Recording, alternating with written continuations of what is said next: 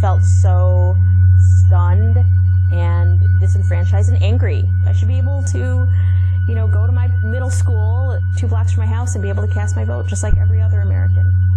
Sharda Hanamadas lives in Wisconsin. Oh, wow. She's a mother of 3 and a public school teacher. And this year, she was told she wouldn't be able to vote. I voted in every election since I was 18 years old. But this year, a new voter ID law took effect in Wisconsin, limiting the ID you can use at the polls.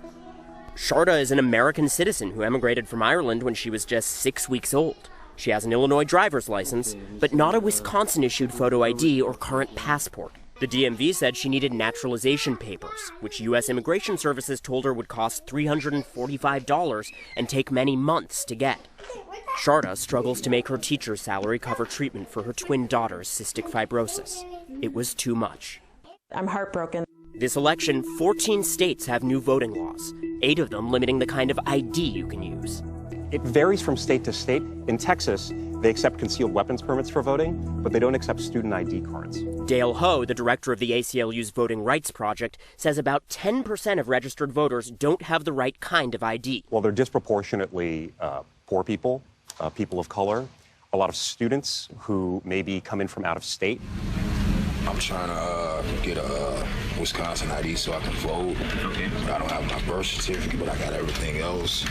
In September, a voter advocacy group recorded a Wisconsin DMV turning away this resident, Zach Moore, who's homeless. I'm trying to figure out the other process, like how long would that take? 6 to 8 weeks. Disappointed at the government. Guess they're trying to keep people from voting, I guess. Zach had a social security card, pay stubs, and an Illinois ID, but not a birth certificate. That entitled him to a temporary voter ID under Wisconsin law, but Zach was repeatedly told that wasn't an option.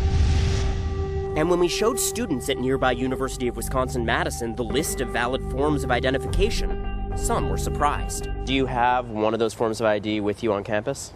No. The only thing I have is a passport, but that's at home. I do not have one of these forms of ID. I do not, actually. On campus, no.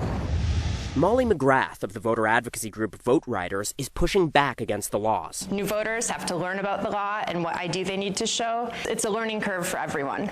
She helped record Zach and others being turned away from registration, stories that led a federal judge to order an investigation.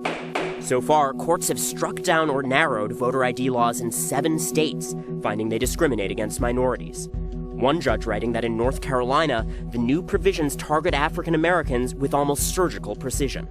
But the laws have numerous defenders.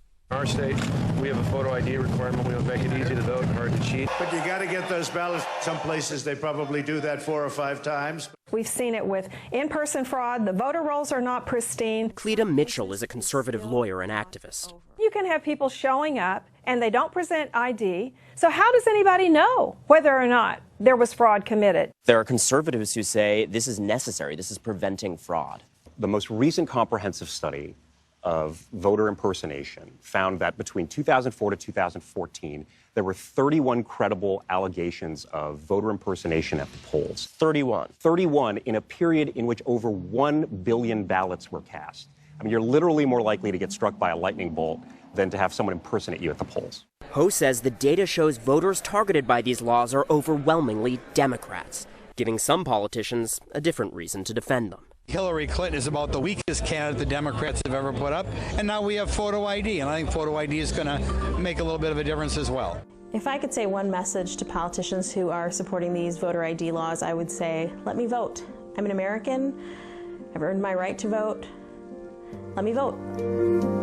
After weeks of lobbying from Vote Riders, Sharda had a breakthrough this week. The DMV saying they would make an exception to their rules and give her a temporary voter ID. But she says no one should have to fight to vote the way she has. And according to the data, a lot of people never win that fight. A study by the Government Accountability Office showing that states with these laws see a drop in turnout of about 1 to 2 percentage points. Guys, that may not seem like a lot, but in a lot of close states, that could be enough, tens of thousands of people, to swing the race.